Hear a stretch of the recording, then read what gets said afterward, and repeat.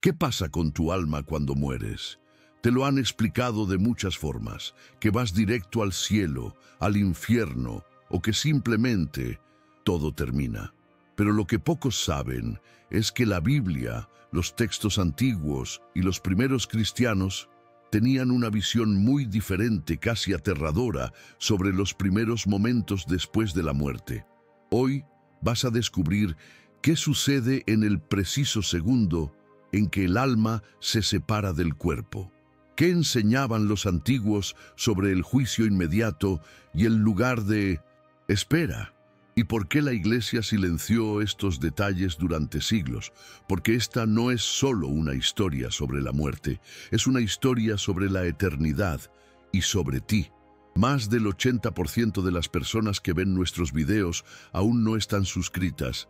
Si este tema te inquieta, te inspira o te hace cuestionar todo lo que siempre creíste, suscríbete ahora.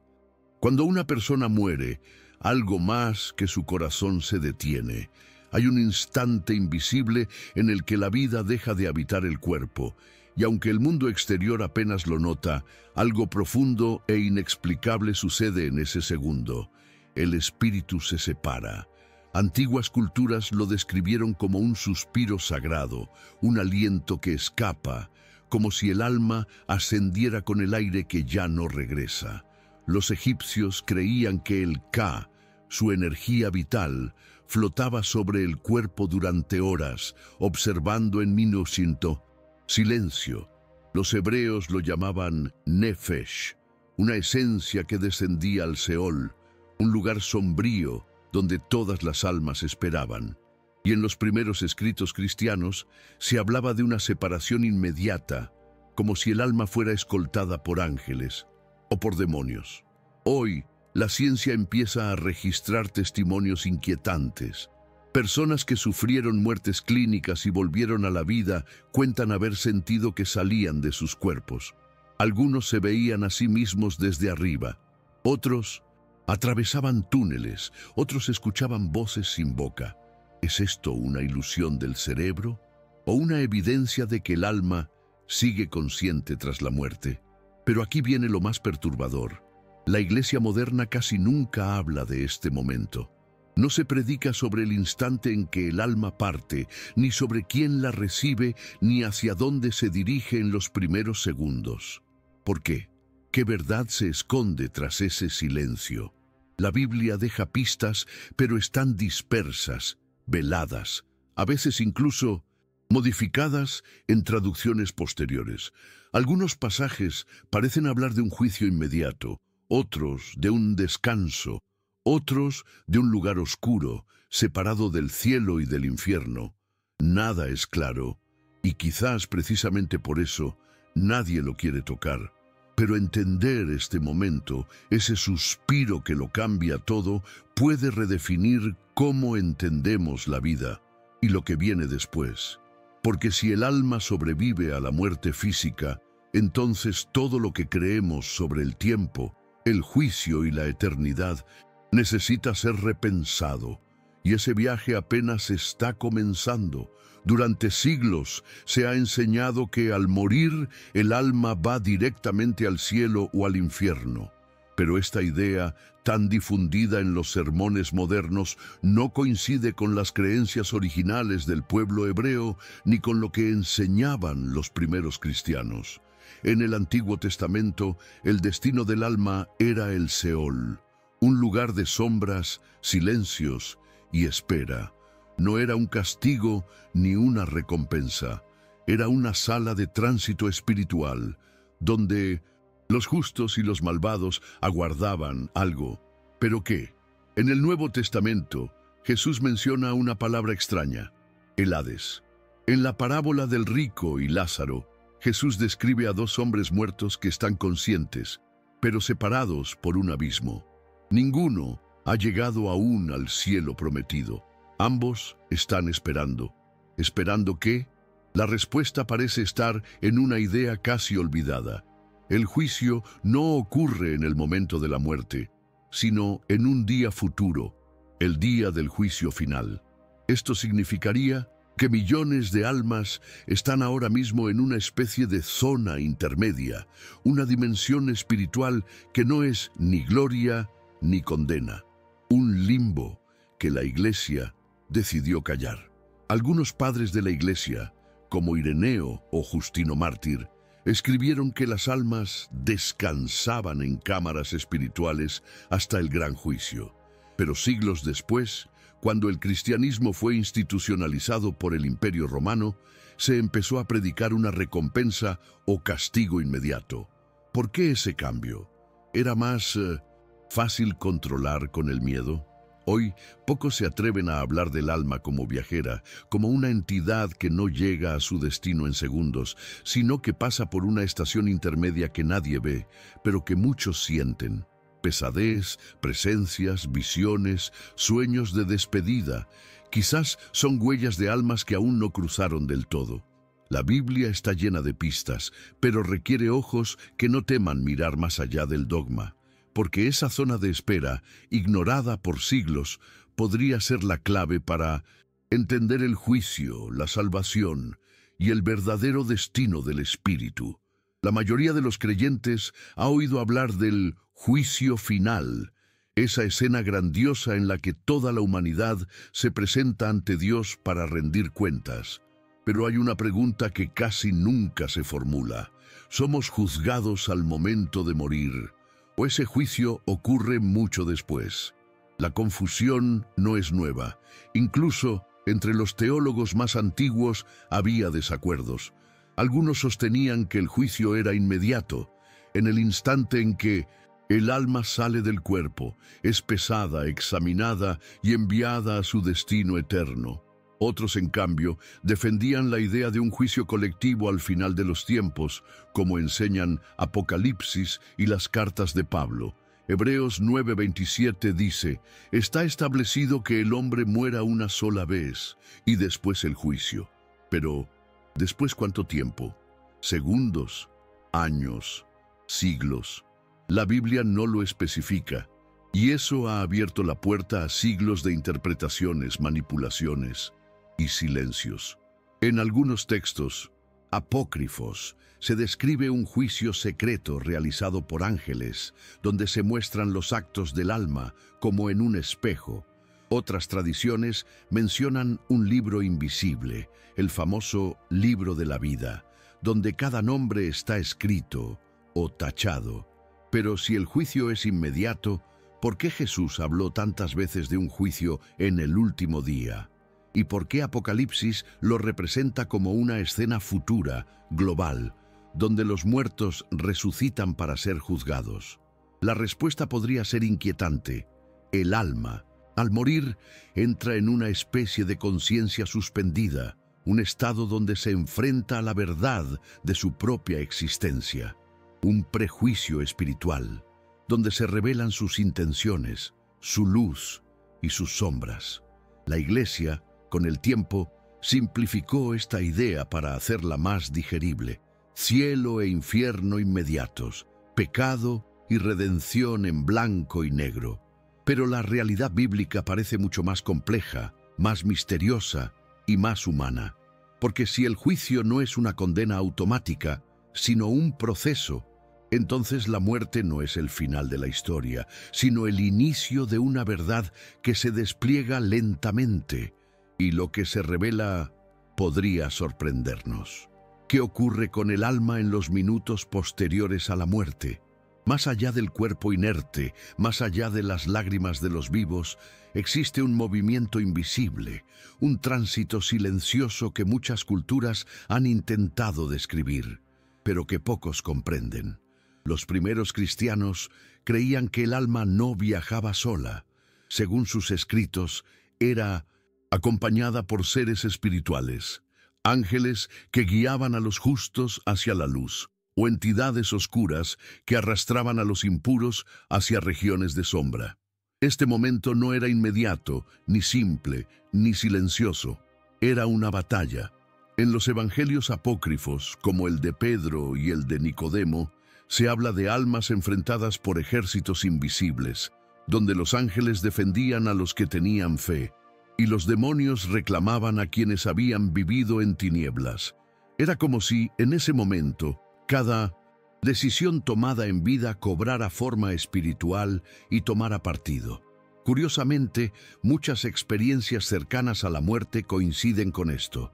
Personas de distintas culturas describen seres luminosos que los reciben, túneles, presencias, a veces voces reconfortantes, y otras veces oscuridad, confusión y terror, alucinaciones o recuerdos de un tránsito real que nuestras almas experimentan. Lo inquietante es que la Biblia insinúa esta guerra invisible. En Judas 1:9 se menciona que el arcángel Miguel disputó el cuerpo de Moisés con el diablo. ¿Por qué pelearían por un cuerpo o era por su alma?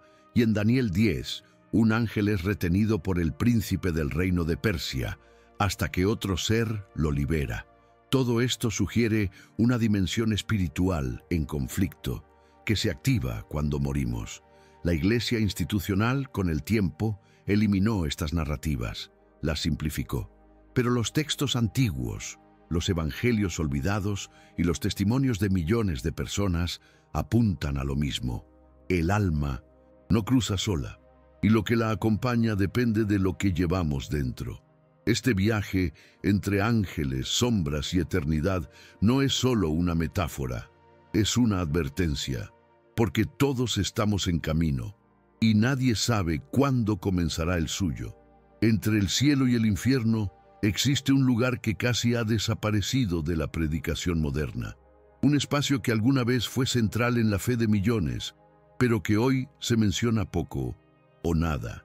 El limbo, el seno de Abraham, el lugar del silencio. 3 nombres, un solo misterio. Según los primeros escritos cristianos y judíos, existía un espacio intermedio donde las almas esperaban no para ser castigadas, sino para ser liberadas. Jesús mismo lo menciona en la parábola de Lázaro y el rico. Lázaro muere y es llevado al seno de Abraham, mientras el rico va al Hades. Ambos están conscientes, pero separados. Ambos se esperan. Este lugar fue parte de la doctrina durante siglos. El catecismo antiguo lo mencionaba, los teólogos lo estudiaban, pero con el paso del tiempo, la Iglesia lo fue eliminando de su mapa espiritual. ¿Por qué? Porque el concepto de un lugar neutro, de espera, no encajaba con una teología basada en recompensas instantáneas. Era más efectivo decir, muere en gracia o arderás para siempre. El miedo inmediato es una herramienta más poderosa que la paciencia teológica. Pero los textos antiguos son tercos, insisten en mostrar un mundo espiritual más complejo, un lugar donde las almas no están dormidas ni juzgadas todavía, sino escuchando, esperando, recordando. Los evangelios apócrifos afirman que cuando Jesús murió, descendió a ese lugar, no al infierno, y predicó a las almas que estaban allí. Lo llaman el descenso a los infiernos, pero en realidad fue un descenso al lugar del silencio, una liberación masiva de los justos que nunca conocieron su nombre, pero que esperaban su llegada. Si esto fue eliminado, no es porque sea falso, es porque incomoda, porque nos recuerda que la salvación no es una línea recta, sino un proceso que puede comenzar incluso después del último aliento. Y tal vez, solo tal vez, algunos de nosotros también seremos llevados allí. Durante siglos, los relatos sobre personas que murieron y volvieron a la vida fueron tratados como fantasía, superstición o incluso herejía. Pero en las últimas décadas, miles de testimonios documentados alrededor del mundo han empezado a contar una historia distinta. Una historia que desafía la lógica, incomoda a la ciencia y confirma mucho de lo que la Iglesia decidió ignorar. Estas personas no solo recuerdan estar fuera del cuerpo, hablan de túneles, de seres de luz, de lugares sin tiempo.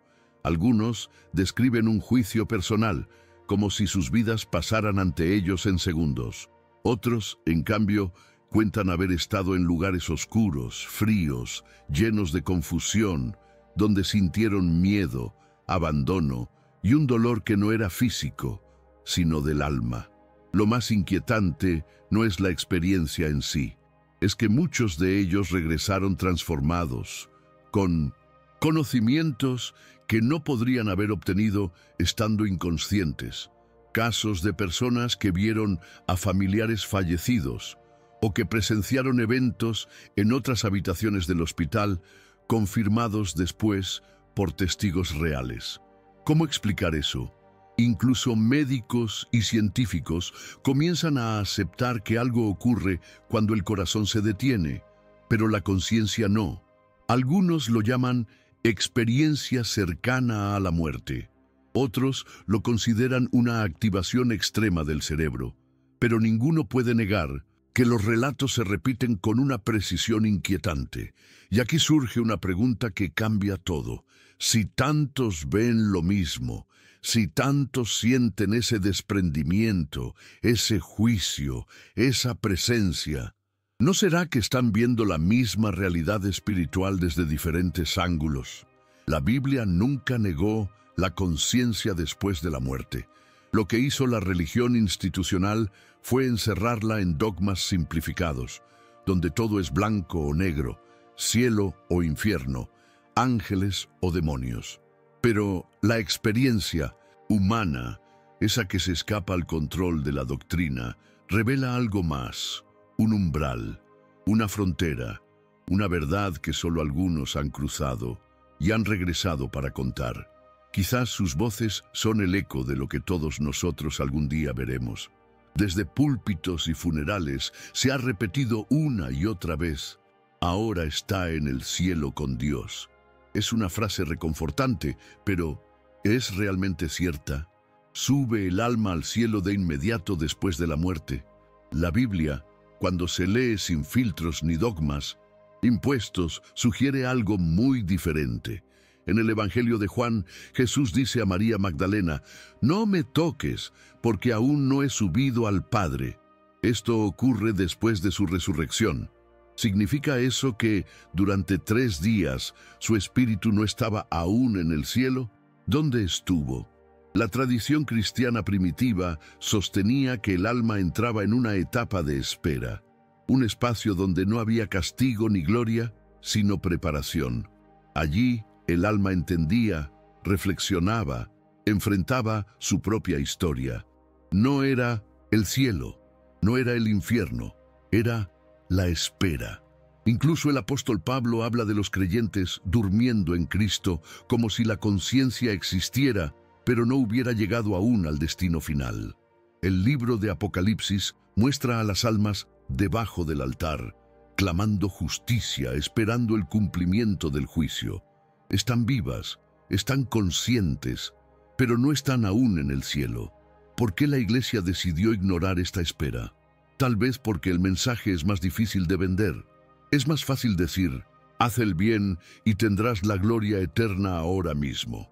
Pero la verdad bíblica es más profunda, más misteriosa, más honesta. Nos habla de una historia que no termina al morir, sino que recién comienza. Esta gran espera también tiene un propósito.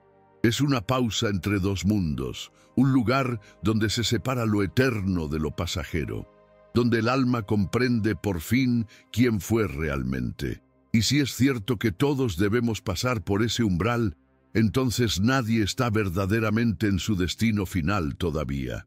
Todos estamos esperando, desde aquí o desde allá. Durante siglos se ha enseñado que al morir, el alma del justo va inmediatamente al cielo, mientras que la del pecador es enviada al infierno sin demora. Esta creencia, repetida en sermones, funerales y catecismos, parece indiscutible, pero si buscamos en las Escrituras, esa doctrina simplemente no aparece. ¿De dónde vino entonces esta idea tan arraigada? ¿Quién la estableció como verdad absoluta? La respuesta está, como muchas veces, en los siglos de manipulación doctrinal que siguieron a la institucionalización del cristianismo. En los primeros 3 siglos, los cristianos hablaban de esperar la resurrección, de dormir en Cristo y de ser juzgados en el último día. No había cielo inmediato, ni condena instantánea. La esperanza era futura, no automática. Pero cuando el Imperio Romano convirtió el cristianismo en religión oficial, necesitaban estructuras simples, fáciles de controlar y de infundir temor o esperanza inmediata. Fue entonces que se consolidó una idea más conveniente. El alma buena sube al cielo al instante, la mala cae sin remedio. Una teología binaria, emocional y extremadamente útil para mantener la obediencia. Durante la Edad Media, esto se reforzó con la venta de indulgencias y la invención del purgatorio como sistema de pago espiritual. Las almas ya no solo esperaban, podían ser rescatadas con dinero, con misas, con votos. El cielo y el infierno se convirtieron en herramientas políticas y económicas. Y así, poco a poco, la verdadera visión bíblica fue sustituida por una caricatura, una promesa de gloria instantánea para consolar o una amenaza de fuego inmediato para someter. Pero los textos sagrados siguen ahí, hablan de un juicio final, no de uno individual instantáneo. Hablan de una resurrección futura, no de una ascensión inmediata. Hablan de almas conscientes, pero esperando. Descubrir este engaño no es una pérdida de fe, es un acto de sinceridad, porque si la verdad nos hará libres, entonces hay que empezar por liberar a la muerte de las mentiras que le impusieron. Si tantas almas están esperando, ¿qué es lo que están esperando exactamente? La respuesta, según la Biblia, es clara, aunque rara vez se predica con énfasis: el regreso de Cristo. Desde el primer siglo, los cristianos vivieron con la esperanza ardiente de que Jesús volvería, no solo para reinar, sino para juzgar a vivos y muertos, tal como afirma el credo apostólico. Esto no era una metáfora, era una promesa, una que marcaría el fin de la espera espiritual y el inicio de la eternidad definitiva. Apocalipsis describe un juicio colectivo, donde los muertos, grandes y pequeños, son levantados y juzgados según sus obras. Jesús mismo habló del último día, cuando separará a las ovejas de los cabritos. Y Pablo escribió que los muertos en Cristo resucitarán primero, al sonar la trompeta final. Nada de esto sugiere que las almas ya estén en su destino eterno. Al contrario, están aguardando ese día como una audiencia ante el tribunal final. Esto también explica por qué muchos textos hablan de libros que serán abiertos en ese momento. El libro de la vida, el registro de cada acción. No se trata de castigo automático, sino de revelación completa. Todo será visto, todo será comprendido, y entonces se decidirá. Pero ¿qué pasa mientras tanto? Las almas justas descansan conscientes en la promesa. Las almas impías aguardan sin paz en la angustia de lo que vendrá. Ambas saben que el día llega, y cuando lo haga, nadie podrá esconderse de la verdad que lleva dentro. La Iglesia, al suavizar esta espera o al convertirla en algo instantáneo, le quitó fuerza al regreso de Cristo. Lo volvió simbólico, distante. Pero la Biblia no lo presenta así. El regreso es real, inminente, definitivo, y cuando ocurra, cada alma, viva o muerta, sabrá finalmente a dónde pertenece. Todos hablamos de la muerte como si fuera algo lejano, como si solo les tocara a los demás.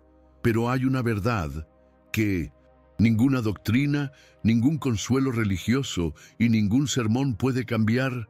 Tú también vas a morir, y cuando eso suceda, no importará cuánto dinero tenías, qué religión defendías, ni cuántas veces fuiste a la iglesia. Solo quedará tu alma, y tu alma será desnudada, no ante los hombres ni ante una institución, sino ante la verdad. La Biblia dice que nada hay oculto que no haya de ser manifestado, y eso incluye pensamientos, intenciones, decisiones.